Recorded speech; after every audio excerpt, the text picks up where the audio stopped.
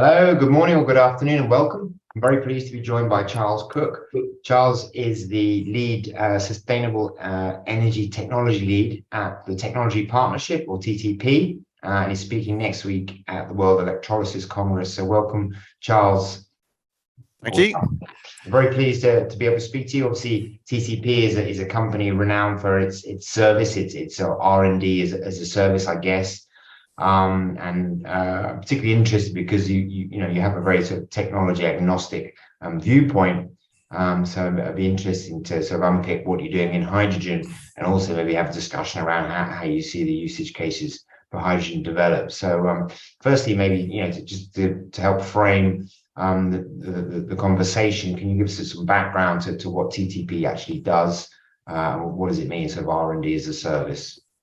Okay, so we're a group of around about 250 engineers and scientists, all based on a single site, with some really great facilities. We're just moving into a new campus that's just been built, actually, with laboratory space and factory space to build prototypes.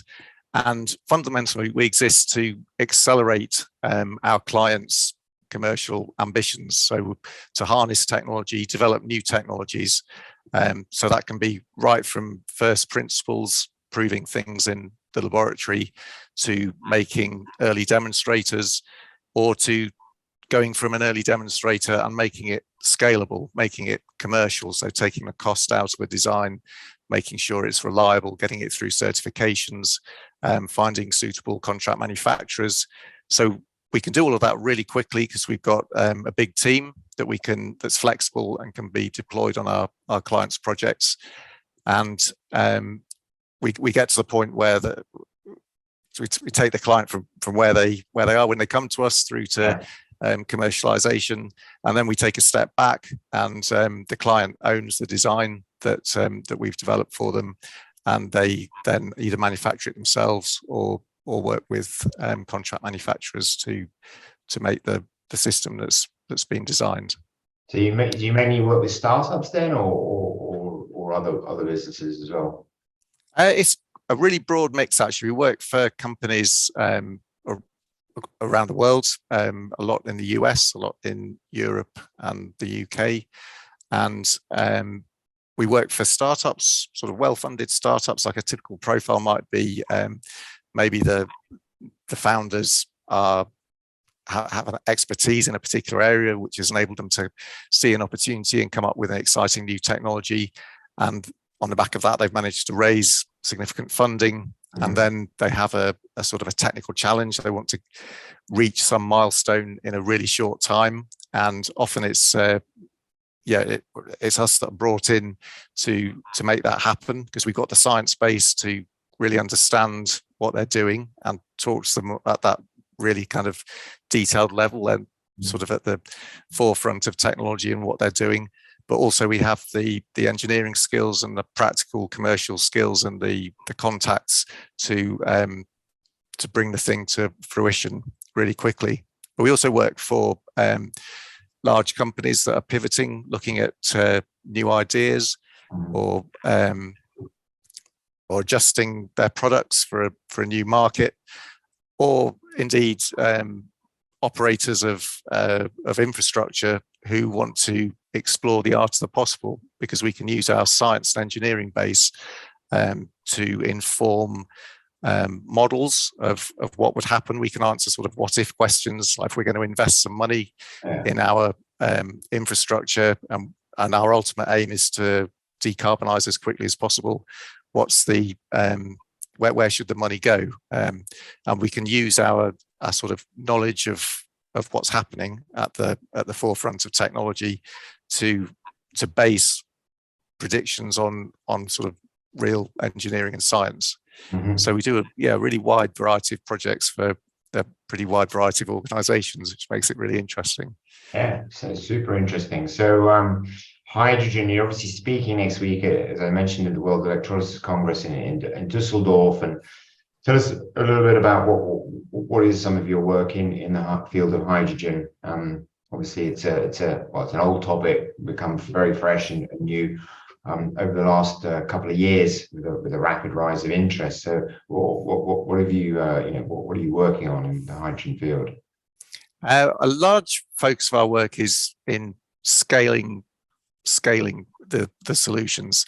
So making the cost of the capex cost of green hydrogen electrolyzers, driving that down and making those electrolyzers suitable for manufacture on a much larger scale, and actually designing the systems so that they can be made on a larger scale in factories that are not too expensive and take too long to set up. So we're working in that field. We're developing some of our own IP in that field, and we also work with partner companies or client companies who have their own systems. So as we were explaining earlier, companies that want to accelerate their own plans, we can apply our expertise to that as well. And I mean, in terms of the electrolysis platforms, we've obviously seen a plethora. There's well-established alkaline and the rising star PEM, and now AEM, and also solid oxides. I mean, across those, there are different electrolysis platforms which are suitable for different applications or to be run in different ways and at different scales. Is there an easy guide that to people not familiar with those sort of four main electrolysis choices? Yeah, well, our own electrolyzer technology, which I can talk about more because it's ours, is based on anion exchange membrane, AEM. So that's a membrane-based electrolyzer, which means that it can handle variable input power, which makes it suitable for direct coupling to renewable power, which can vary as the wind changes strength or the sun goes in and out. And PEM is also like that. PEM was, I guess, the original membrane-based electrolyzer technology. One of the, I guess, in stepping from PEM to AEM, which is a more recent technology, more emergent. So AEM doesn't require the expensive precious metal catalysts that that's inherent in PEM. And alkaline is the original electrolyzer technology. It's been around for a really long time. Bigger, requires more balance of plant, which the newer entrants in the technology evolution have made sort of advances in that sense. Although there are still startups. I mean, there's mileage in all of them, and we're actually working with all of them as well. I mean, we're very much technology agnostic, and there are some really exciting startups in all of those camps, including alkaline, the original one. People taking a different different spin on it, or finding different opportunities to make systems that are particularly suited for one application or another. Yeah.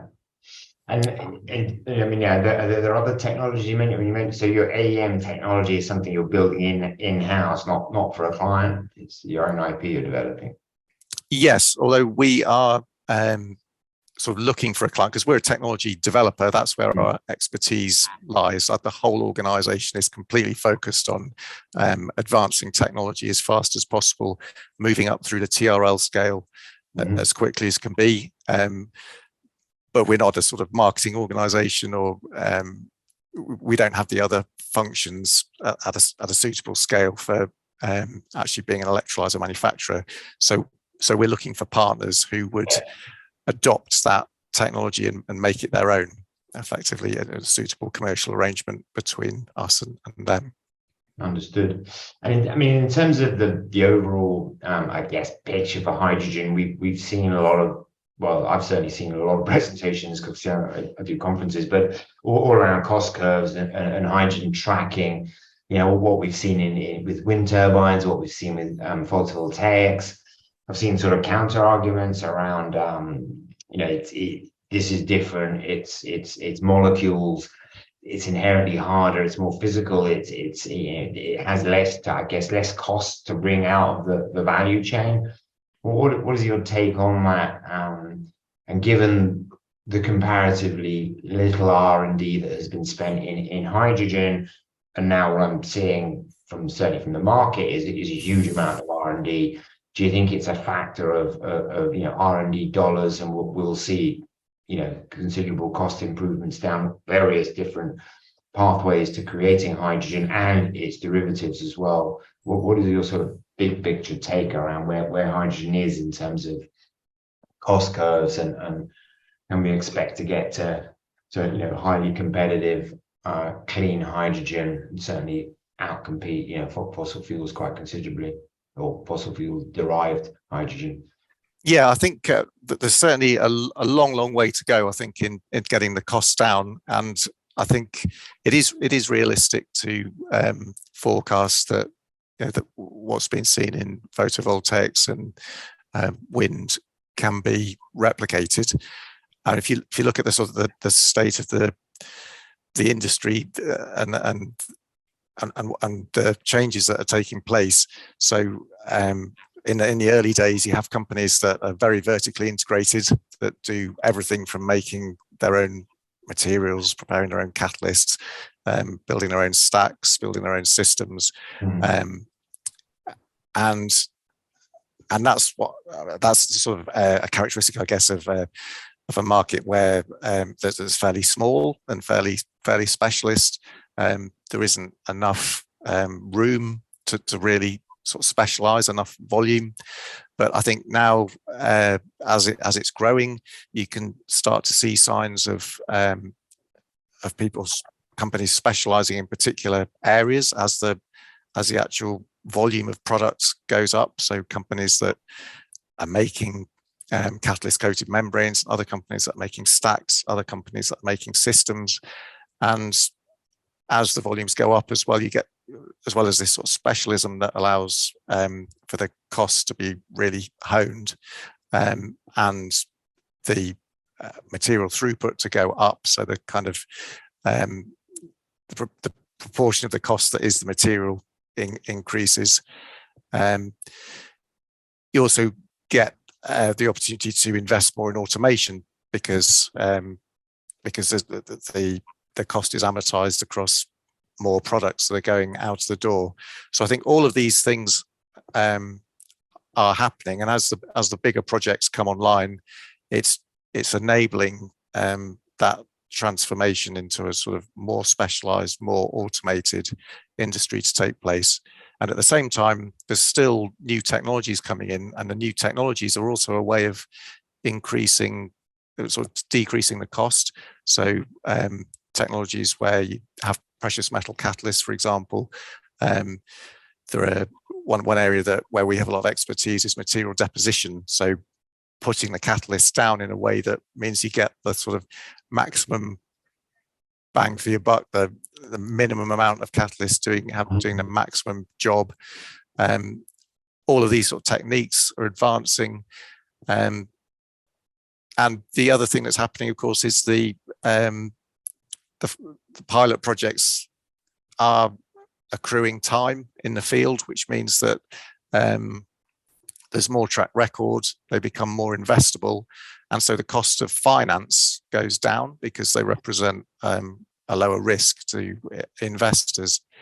So I think all those factors together mean that there is a really big opportunity to drive the costs right down as we go from sort of really a very small fraction of the energy pie to taking over more of it. Yeah. In terms of automation, you're referring specifically to tooling and to the actual fabrication of electrolysis units, or also the actual, I guess, automation within the process and running the systems, and I guess what is automation? Software and digitalization. How do you see kind of automation, or where do you see automation? Right, I guess what I was thinking there was one of the characteristics of a lot of the hardware in the in the sort of the hydrogen economy is that it's quite modular, repeated modules, and also tends to be distributed rather than big centralized power stations, which you see in the sort of the fossil era. There's wind turbines and solar panels, that the actual energy harvesting in the first place is by its very nature distributed. So the sort of next downstream systems like electrolyzers, also there's a drive for them to be distributed, and there's a drive for them to be made up of many many replications of similar building blocks that are repeated over and over again. And it's those things that if they can be automated, if the actual assembly of them can be automated and the rate can go up, so the productivity in the factories that make them can go up, then the cost can come right down. I guess a good analogy is, say, the automotive industry. You think of a car, you can get a car for $20,000 and it's just got a huge amount of technology in it, and a similarly complex and a massive system in a scientific laboratory would cost millions. But it's because it's made in a factory, and because typical car assembly plant, it might be a vehicle coming out every 90 seconds, and the touch time with actual human operators is relatively low. Everything's optimized. Once we get to that stage with say, for example, electrolyzer systems, then the cost of them will come right down. No, I understand. In terms of that, there's an interesting point around decentralization and centralization, and obviously hydrogen is by its nature difficult to move around. So will there be greater decentralization with hydrogen produced where it should be used, or will there be enough gain in costs from big centralized units where you're sharing maybe balance of plant, storage facilities, and you're running all these things in parallel, or do you see both happening? Yeah, I think that's an interesting point. I think a lot of the one very interesting point about this whole energy transition is there's a question of sort of what's ideal and what's practical and doable. And one of the things that we have to live with is the means we've got of moving energy around. So there's electricity grid and a gas grid, and in the UK at least, the gas grid transmits way more power than the electricity grid. So ideally you might want to put electrolyzers where the hydrogen is going to be used, but that suggests that you probably would need to transmit the electricity to power them. But that might be actually the weakest link in the whole system. That means of transmission might be the thing that's missing. So maybe that points towards placing the electrolyzers near where the power is generated, and then you can transmit the power as a gas through a pipe. And it's not just power, of course. So hydrogen used in as a building block for the chemical industry, for making ammonia, for fertilizers. So there's all sorts of things like that. Another thing that your question made me think of was international transport of energy, moving it from places where there's abundant renewable power but not so many people, and then maybe shipping from one continent to another. And in that case, it definitely makes sense to put the electrolyzer where the abundant power is and ship either hydrogen or ammonia or something that's made from a sort of in a power to X way to where the energy is needed. So I think it's going to depend massively on where the constraints are and what's practical. And what's practical is not always the same as what's thermodynamically ideal. Yeah, I mean, I was in Dubai at World Hydrogen MENA last week, and certainly the appetite is that latter use we're seeing a lot of interest from European companies to invest in producing the hydrogen in the Middle East and shipping it either as a derivative or as you say with pipelines from the Middle East into Northern Europe, which is essentially, I guess, what we do today. Obviously, huge amounts of energy is created in the Middle East in the fossil fuel era and shipped into Europe because we can't produce as much as we'd like to here in situ. But yeah, and in terms of with your sort of sustainable energy hat on and the electron molecule, and it's a massive argument, and I'm sure there's never going to be one answer because they're essentially in a race with each other. But you see the inherent advantages, or it's a question, do you see the inherent advantages with having molecules and electrons in a blended system, as it were, as opposed to some of the more, I guess I call them extreme views that we should just be having 100% electrons in our sort of future clean energy system? Yeah, definitely see a role for different solutions in different scenarios, and also for the balance to change. So that I think the key thing is with the sort of climate emergency is that things need to be done now. So where there's an economic opportunity to do something now, even if you took a clean sheet approach to the world energy supply, that wouldn't exist. It should still be done. And even some things that aren't thermodynamically ideal. So there's a lot of debate about should you blend hydrogen into the gas main and then burn it in the boiler. So that's not thermodynamically ideal. But what it does do, if the gas main accepts hydrogen, it means that hydrogen electrolyzers can be operated and there's some offtake for them.